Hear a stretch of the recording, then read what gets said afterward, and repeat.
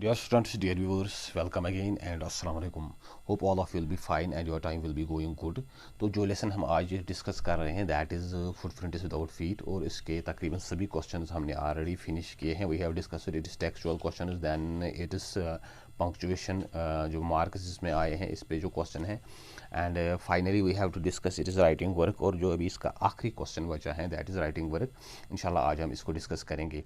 सो ये जो क्वेश्चन है ये आपकी राइटिंग स्किल को इम्प्रूव करने के लिए यहाँ पे दिया गया है. Mostly this question has been skipped. अक्सर इस क्वेश्चन को स्किप किया जाता है, अक्सर टीचर्स इसको छोड़ते हैं, लेकिन जो अंग्रेज़ी में सीखने की बात है, जो आपकी इस लेसन में सीखने की चीज़ है, वो यही क्वेश्चन है. तो there are some rules about writing work given here. Let's learn certain necessary points about writing. तो राइटिंग के मुतलिक आप कुछ चीज़ों को यहाँ पे आपको जानना है, समझना है. Whenever a writer starts writing anything like a poem, a short story, a letter और an essay, he first plans what he she will write. तो जब भी कोई राइटर, कोई लेखक, कोई अदीब कुछ लिखने की जो शुरुआत करता है, कोशिश करता है, whether he has to write a poem, a short story, letter और एन ऐसे, चाहे इसको कोई पोइम नज़म लिखनी है, कोई अफसाना लिखना है, कोई चिट्ठी लिखनी है, ख़त लिखना है, और एन ऐसे, या कोई जो ऐसे मज़ामीन जिसको आप बोलते हैं, या इंशाया जिसको आप बोलते हैं, वो लिखना है. He she first plans what he she will write. वो पहले इस चीज़ को प्लान करता है कि उसको क्या लिखना है, what he have to right.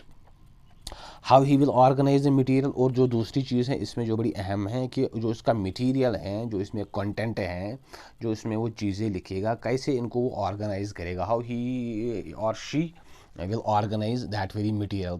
कैसे इनको वो एक ख़ास तरतीब से, एक ख़ास अंदाज में डालेगा. और how she will give to her ideas the shape of words. कैसे वो अपने ख़यालात को अल्फाज में डालेगा, कौन से अल्फाज, कौन से वर्ड्स, कौन से एक्सप्रेशन वो इसके लिए इस्तेमाल करेगा. फ्रेजेस, कौन से फ्रेज इस्तेमाल करेगा. वर्सेस, अगर उसको पोइट्री लिखनी है तो किस अंदाज की जो लाइनें हैं, जो पोइट्री हैं, उसका जो मीटर, राइम, रिदम है, वो कैसी होगी. सेंटेंसेस. और अगर उसको प्रोज लिखना है तो कैसे जुमले वो यहाँ पे डालेगा. And finally he she checks that piece of writing for any errors in spelling. और फाइनली वो जो भी वो कुछ लिखेगा, whatever he has to write, तो इसको फिर वो जो प्रूफ रीडिंग या इसकी जो स्पेलिंग है या एडिटिंग है वो करेगा. ग्रामर इसमें देखेगा, स्पेलिंग देखेगा, पंक्चुएशन देखेगा, एंड वोकैबुलरी. और इसमें जो अल्फाज आए हैं वो फिट होते हैं एज़ पर दिस कंटेंट के हिसाब से, वो इसमें सूटेबल है, मुनासिब हैं. जो चूँकि राइटिंग की जो है लिखाई की, एक तो है high writing, medium and low writing. ये तीन अलग अलग इसमें जो टॉपिक्स हैं, एज़ पर आपको उसी हिसाब से वर्ड्स, उसी हिसाब से सेंटेंसेस डालने पड़ेंगे. जो इसमें डिक्शन है वो कैसा है. And the rewrites that piece of writing without any errors. और फिर से फाइनली वो जो भी उसने लिखा होगा इसको फिर से वो एक बार लिखने की कोशिश करेगा, ताकि अगर इसमें कुछ बची खुची गलतियां हो वो दूर हो जाए. दीज डिफरेंट स्टेप्स और stage in writing are referred as coder. Writing में जो ये अलग अलग स्टेप्स या जो ये स्टेजेस हैं इनको कोडर कहा जाता है. The coder will give you an idea about how to do your writing work in the form of precise paragraph writing. तो ये जो कोडर हैं एक तरह की यहाँ पे एक पैटर्न है जिससे आपको समझ आ जाएगा कि अगर आपको पैराग्राफ लिखना है, कोई भी राइटिंग करनी है, किस हिसाब से आपको करनी है. तो जो कोडर है ये एक तरह की यहाँ पे एक एब्रिविएशन के तौर पर लिया गया है. C stands for collecting ideas information about the topic. C से मुराद है कि आप किसी भी टॉपिक के मतलब उसकी लिए जो आपको इन्फॉर्मेशन या आइडियाज़ हैं आप उनको कलेक्ट करना है.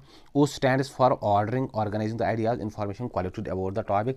और ओ से मुराद है कि आप उन आइडियाज़, उस इन्फॉर्मेशन, उन थॉट्स को कैसे ऑर्डर करोगे, कैसे उनको एक तरतीब में डालोगे. पहले कौन सी चीज़ लिखनी है, बीच में कौन सी चीज़ लिखनी है, और एंड में क्या लिखना है. And D stands for drafting. D से मुराद है कि आप उसको एक ड्राफ्ट बनाओ. Writing the first draft from the collected ideas information. आप एक स्केच के तौर पर पहले ये लिखो, एक इसको ड्राफ्ट सा बनाओ. And S E stands for editing the first draft for errors in spelling, grammar, punctuation, vocabulary etcetera. और ई से मुराद है कि जो पहले आपने ऑलरेडी ड्राफ्ट लिखा है, फिर आप उसमें देखो कि उसमें एरर्स कहाँ पे हैं, चाहे वो स्पेलिंग में हो, ग्रामर में हो, पंक्चुएशन में हो, या वोकैबुलरी में हो. So wherever there is any इसमें कोई गलती हो तो आप उसको करेक्ट करना है. And R stands for redrafting, writing the first draft after editing. और फाइनली जो आर हैं that you have to redraft that, you have to write that very piece again. जो आपने फर्स्ट ड्राफ्ट लिखा है, जो आपने एक नुस्खा लिखा है, जो आपने राइटिंग की है, you have to write this again, ताकि अगर इसमें कहीं पे कोई गलती रह गई है दैट विल बी क्लैरिफाई, उसको आप ठीक करोगे, उसको आप रिमूव करोगे वहाँ से। तो thus following the coder rule technique, a person can not only make his piece of writing readable and comprehensible for readers but also flawless in language। तो ये कोडर की जो यहाँ पे एक टेक्निक दी गई है, रूल है, इसको अपनाते हुए whatever piece you are going to write, you will not only make that readable, आप इसको खाली रीडेबल पढ़ने के लायक ही नहीं बनाओगे, but also comprehensible for his readers, बल्कि आपके जो ये पढ़ने वाले होंगे वो भी इसको कॉम्प्रहेंड करेंगे, उसको समझ पाएंगे, but also flawless in language, और आपकी जो राइटिंग होगी वो फ्लॉलेस होगी, बिल्कुल इसमें अब कोई गलती का शुबा नहीं होगी, बिल्कुल ये साफ शफाफ होगी, क्लियर होगी। But it is important to note that just as we learn to read by reading और we learn to speak by speaking, similarly we learn to write by writing. और ये चीज़ आपको समझनी है, ये बड़ी अहम बात यहाँ पे कह रहा है कि अगर आपको रीडिंग करना है, अगर आपको पढ़ना है, समझना है, पढ़ के तो आपको रीड करना है, तो वही टेक्निक है जिससे आप ज़्यादा से ज़्यादा समझ पाओगे, ज़्यादा से ज़्यादा रीड कर पाओगे, कॉम्प्रहेंड कर पाओगे। और अगर आपको बोलना है then you have to speak, then you have to act out, then you have to try to speak in that very language whatever you want to learn, whichever you want to learn। तो कोई भी ज़बान सीखने के लिए आपको उस ज़बान में बोलने की कोशिश करनी है, एक एफर्ट लगानी है, रिस्क लेनी है। We learn to write by writing. और सिमिलरली अगर आपको सीखना है कि आपकी जो राइटिंग है वो बेहतर से बेहतर हो, then you have to write, आपको लिखना है, तो लिखने के अलावा आप वो चीज़ नहीं सीख पाओगे। That is to say that writing is an art which can be learn only by practice. तो यहाँ पे जो ये कह रहा है कि राइटिंग एक आर्ट है जो आप प्रैक्टिस से सीख सकते हो, जितना ज़्यादा आप प्रैक्टिस करोगे उतनी ज़्यादा आपके राइटिंग में परफेक्शन आ जाएगी, सोफिस्टिकेशन आ जाएगी। Thus, the rule discussed above, that is the coder rule technique, is therefore not a theoretical one but a practical one.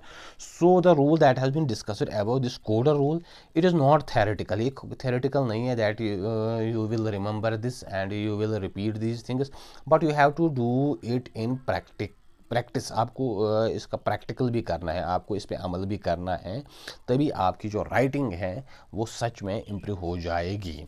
तो वैसे he have you seen the movie mister India starring Anil Kapoor and Sridevi. अब ये हमें कह रहा है कि आपने मिस्टर इंडिया जो मूवी आई थी, परहैप्स ये 1985 के 87 में आई थी, अनिल कपूर और श्रीदेवी की बड़ी फेमस मूवी है, तकरीबन सभी ने देखी होगी, जिसमें अनिल कपूर वो अपने हाथ पे वो घड़ी लगाते हैं और वो इससे फिर इनविजिबल हो जाते हैं। Anil Kapoor does many wonderful things in the movie, that is he feeds the poor, takes care of orphan children and punishes the cruel people by wearing a ring in his finger which makes him invisible। तो इस film में जब हम इस movie में जब हम देखते हैं कि अनिल कपूर इसमें बड़ी वंडरफुल चीज़ें करता है, फॉर एग्जांपल वो गरीबों को खिलाता पिलाता है और जो यतीम बच्चे हैं उनकी केयर करता है, और जो क्रूअल बड़े जालिम लोग होते हैं उनको वो पुनिश करता है by wearing some sort of finger और by wearing some sort of watch, तो जिससे वो फिर गायब हो जाता है, वो इसमें कोई वो अंगूठी या वो घड़ी लगाता है अपने हाथ पे और जिससे वो गायब हो जाता है। Write short paragraph on the things you would like to do if you became invisible.